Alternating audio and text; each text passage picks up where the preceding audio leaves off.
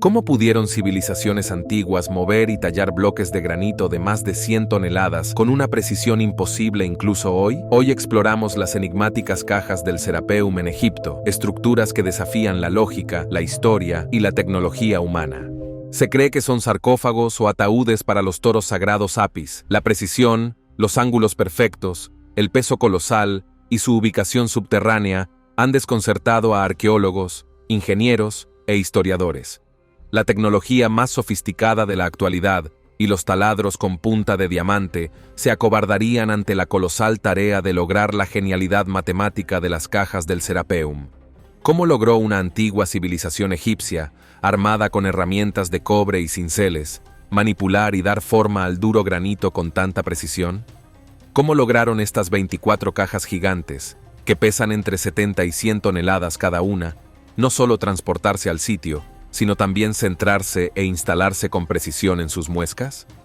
Los arqueólogos teorizan que el Serapeum de Saqqara es un antiguo lugar de enterramiento egipcio para los toros sagrados de Apis, que se creía eran encarnaciones del dios Ptah. Pero ¿por qué los egipcios dedicaban tanto esfuerzo, trabajo manual, manipulación y artesanía tan precisa a enterrar toros sin vida, aunque fueran divinos? Parece una exageración. Talladas en bloques gigantes de granito, las cajas de granito del Serapeum se encuentran a kilómetros de túneles subterráneos. Con esquinas de 90 grados notablemente perfectas, los antiguos artesanos lograron garantizar la geometría precisa de las paredes, incluso a 3,3 metros de distancia. Las matemáticas involucradas en la construcción de esta caja son sencillamente fenomenales, y según cálculos modernos exhaustivos, las dimensiones presentan una desviación de miles de pulgadas, una desviación insignificante, casi imposible de recrear. ¿Cómo lograron exactamente los antiguos egipcios, equipados con herramientas de hierro, bronce y cobre, alcanzar este nivel de precisión? ¿Y cuál es el verdadero significado histórico del Serapeum de Saqqara? Las teorías tradicionales de los arqueólogos convencionales están plagadas de lagunas argumentales tan grandes como las grandes pirámides. Los egiptólogos convencionales datan las estructuras antiguas basándose en grabados o inscripciones. Por lo tanto, la datación oficial de las cajas del Serapeum se basa en los arañazos y grabados toscos y poco profesionales encontrados en algunas de ellas. Los egiptólogos han datado estos grabados, y por ende las cajas del Serapeum, en el año 3000 a.C. Sin embargo, los jeroglíficos de estas cajas seleccionadas del Serapeum son toscos y carecen del acabado de espejo original de las cajas. También presentan abundantes microarañazos y marcas de deslizamiento de los cinceles sobre granito duro durante el proceso de tallado. Imaginen construir estas cajas de ingeniería exagerada con enormes bloques de granito con un pulido increíble, solo para entregar las tallas a un aficionado que rascó pollos encima. Este graffiti de tallas no se compara con la artesanía excepcional y el ingenio matemático de las cajas del Serapeum.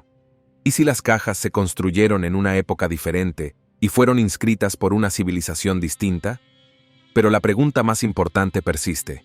Independientemente de la época antigua que las haya creado, ¿cómo es posible que la fuerza y el músculo humanos hayan ejecutado esta maravilla arquitectónica? A medida que profundizamos en los detalles de estas cajas, no nos acercamos a resolver estos misterios. De hecho, la verdad sobre estas cajas se vuelve aún más confusa. Según científicos y arqueólogos, el tipo de granito utilizado para algunas de las cajas del Serapeum ni siquiera se encuentra en las canteras de Saqqara. De hecho, la mayoría de los bloques de granito para estas cajas provienen de canteras del desierto oriental de Egipto. Sin ríos que conecten el este de Egipto con Saqqara, la distancia abarca unos 1.280 kilómetros de terreno montañoso y obstáculos. Imagine transportar el peso de un bloque de granito por la región sin tecnología ni maquinaria, arrastrando estos bloques uno a uno sobre tablas de madera. ¿Parece posible? Pero no todas las cajas están hechas de ese granito específico del este de Egipto. Algunas cajas están construidas con granito que se encuentra en las canteras de Asuán. Asuán está a unos 800 kilómetros de Saqqara, y aunque Saqqara y Asuán están conectadas por el río Nilo, imagine el peso de tan solo uno de esos bloques extraídos de la cantera en un barco en el año 3000 a.C. Con un peso estimado de entre 70 y 100 toneladas por caja terminada, Los científicos calculan que una sola pieza de granito en bruto, necesaria para uno de estos sarcófagos, habría pesado más de 200 toneladas. Los egiptólogos pintan una imagen de enormes piedras colocadas sobre tablones y trineos, vertiendo arena debajo para arrastrarlas suavemente por terreno montañoso. Pero si consideramos el peso y el tamaño colosal de estas cajas, todas estas explicaciones se desmoronan. Además, una caja abandonada en el centro de un túnel no tenía un trineo de madera debajo. Sin maquinaria, cientos de hombres trabajando al unísono apenas producirían la fuerza combinada suficiente para moverla. Pero este ejército de hombres ni siquiera cabría dentro de los túneles. Observen esta caja, ya que arroja luz sobre varios aspectos del proceso de construcción. En primer lugar, el túnel es solo 60 centímetros más ancho que la piedra, por lo que no hay espacio para los cientos de personas necesarias para empujar el increíble peso de la piedra. En segundo lugar, la caja de piedra está inacabada, lo que significa que los trabajadores no completaron la construcción sobre el suelo.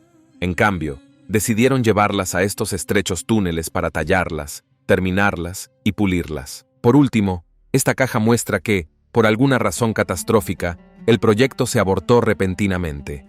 Algunas cajas no tienen tapa, y la tapa de una de ellas yace tristemente en el túnel de entrada.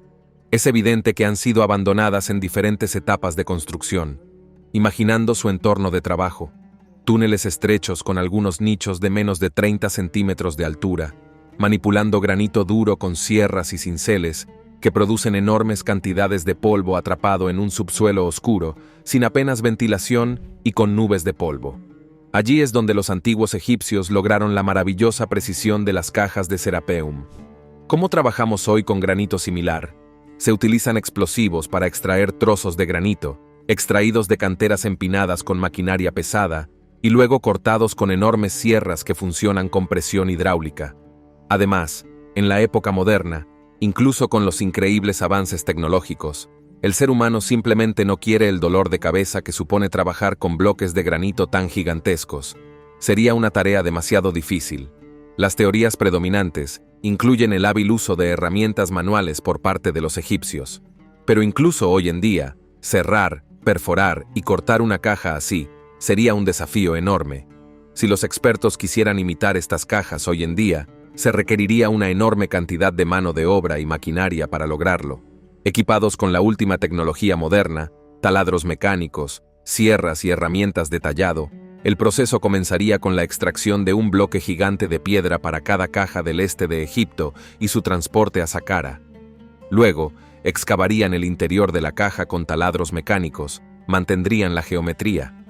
Con herramientas de medición avanzadas, cortarían las tapas del mismo bloque de granito, pulirían las superficies y las llevarían bajo tierra, logrando esta hazaña hace miles de años. Todo con pura mano de obra. Es asombroso.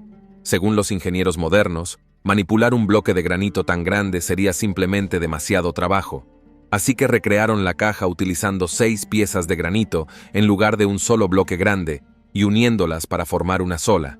Basta con observar estas cajas para darse cuenta de que su fabricación se debió a algo más fuerte que las manos y los músculos humanos. Ahuecar bloques gigantes habría requerido una inmensa mano de obra, pero también técnicas expertas de corte de piedra que siguen siendo un desafío en la actualidad.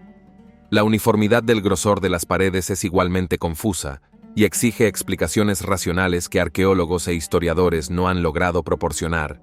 Como si el exterior liso y acabado de las cajas del Serapeum no fuera ya suficientemente enigmático, su interior es aún más impresionante, pulidas hasta obtener una superficie vítrea que aún conserva un brillo reflectante.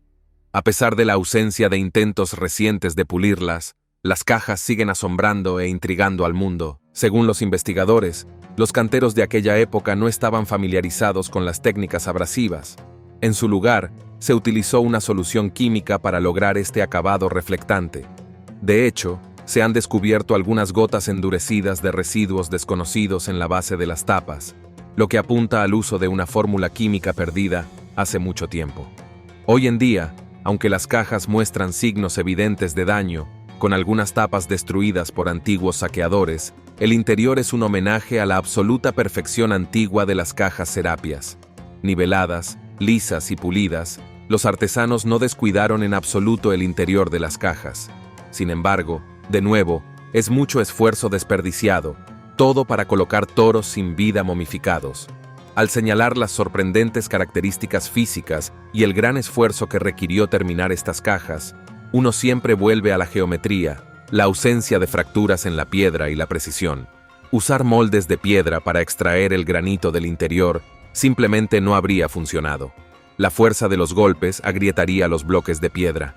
Mientras tanto, la teoría alternativa de cinceles raspando enormes cantidades de granito simplemente tardaría una eternidad. Si tomáramos al pie de la letra las teorías tradicionales presentadas por los arqueólogos, tendríamos que creer que una civilización antigua, sin maquinaria ni tecnología, logró extraer enormes bloques de granito del este de Egipto y Asuán. Extrajo estos bloques de piedra de 200 toneladas de las canteras, luego los transportó a cientos de kilómetros de distancia, a Saqqara, y los moldeó en cajas geométricamente perfectas. Todo este trabajo solo para enterrar toros apis momificados. ¿Y por qué ataúdes tan grandes para toros? ¿Acaso el espacio adicional estaba destinado a que las momias estuvieran más cómodas? Las cajas varían en tamaño, pero las más grandes miden más de 2 metros de ancho y 4 metros de largo.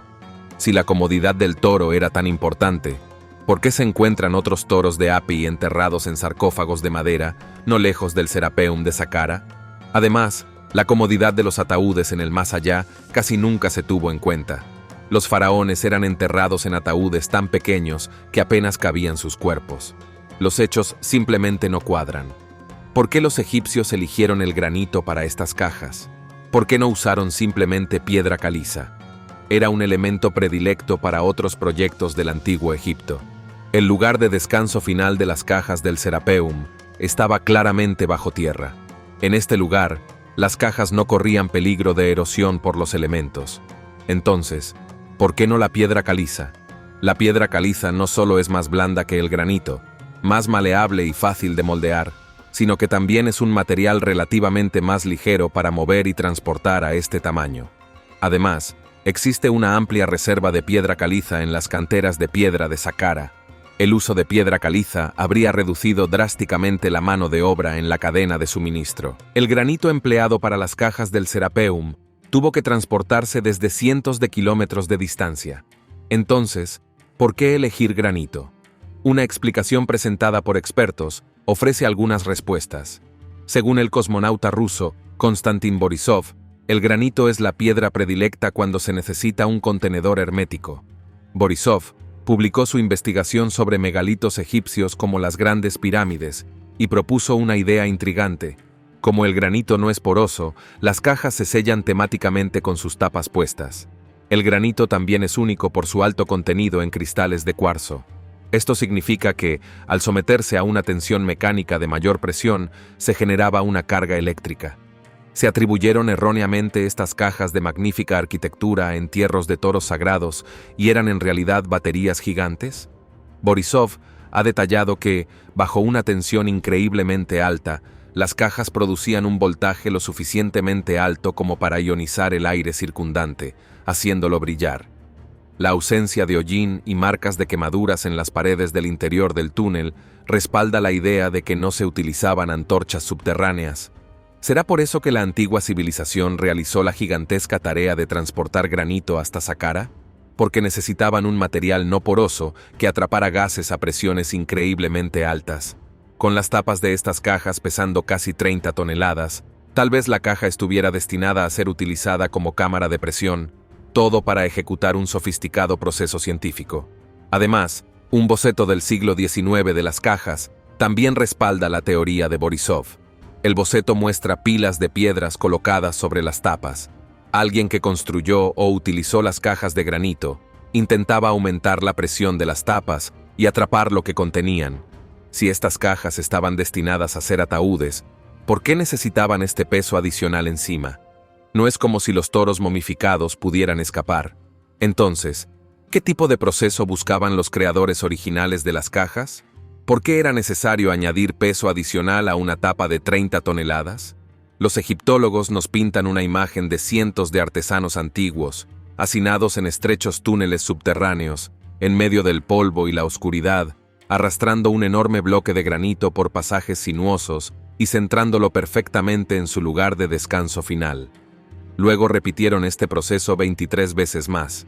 La motivación y la determinación necesarias para llevar a cabo este proyecto se atribuyen a algo más profundo y significativo que la creación de un cementerio para toros. Por lo tanto, si se combinan los hallazgos de Borisov con la investigación realizada por ingenieros como Christopher Dunn, la idea de que las cajas del Serapeum son baterías gigantes empieza a tener más sentido. Dunn presentó una investigación exhaustiva y de vanguardia que sugiere que las grandes pirámides de Giza sirvieron como una máquina de recolección de energía. Las pirámides no son solo un monumento ostentoso, su propósito era generar energía para la civilización egipcia.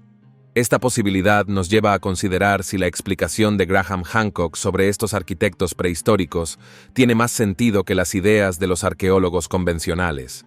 Las ideas de Hancock son consideradas muy controvertidas y sugieren la existencia de una civilización tecnológicamente avanzada que se perdió en la prehistoria, posiblemente destruida por un cataclismo. Hancock cita escrituras culturales y religiosas de todo el mundo que insinúan constantemente la ocurrencia de un gran diluvio. ¿Qué pasaría si ese gran diluvio aniquilara una civilización increíblemente avanzada en tecnología, solo para dar paso a los egipcios que trabajaban con herramientas de cobre y cinceles?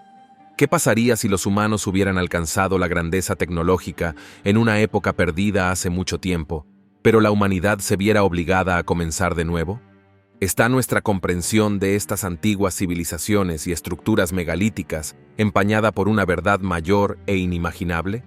¿Y si la humanidad ya hubiera estado aquí antes, con maquinaria, poder y tecnología? Cuando los medios presentan la idea de una civilización perdida y tecnológicamente avanzada, exterminada en algún momento de la historia, suena descabellado, pero las teorías convencionales sobre cinceles raspando el duro granito para crear magistrales formas geométricas y recipientes herméticos de piedra, ¿cómo son más creíbles? Los arqueólogos no han logrado dar respuesta a estas inconsistencias y lagunas argumentales, y los historiadores modernos siguen desmontando las teorías convencionales basadas en la lógica y la racionalidad. Así que aquí hay una idea que ha ganado popularidad entre las masas. Una civilización egipcia no construyó estas cajas, sino que simplemente las heredó, igual que nosotros. ¿Y si ellos tampoco comprendieran el propósito de estas cámaras gigantes y decidieran colocar a sus toros momificados dentro de las perfectas cajas del Serapeum? Las toscas tallas en la superficie de algunas de estas cajas también parecen respaldar esta teoría. La arquitectura de la caja presume de una habilidad y capacidad avanzadas en comparación con los jeroglíficos de su superficie. Los expertos creadores de estas cajas y los inscriptores aficionados que tallaron patrones aleatorios sobre ellas no podrían pertenecer a la misma civilización. Los arqueólogos quieren hacernos creer que la misma civilización que tuvo la inteligencia para ejecutar una increíble precisión matemática al construir cajas de granito duro no poseía precisión de tallado. Estos son, en el mejor de los casos, arañazos de aficionado. Además, solo unas pocas cajas presentan estos tallados, mientras que otras permanecen perfectamente lisas con superficies espejadas. Datar la fabricación de las cajas basándose en los toscos jeroglíficos es una estrategia errónea. ¿Qué te pareció? Nos vemos en el próximo video.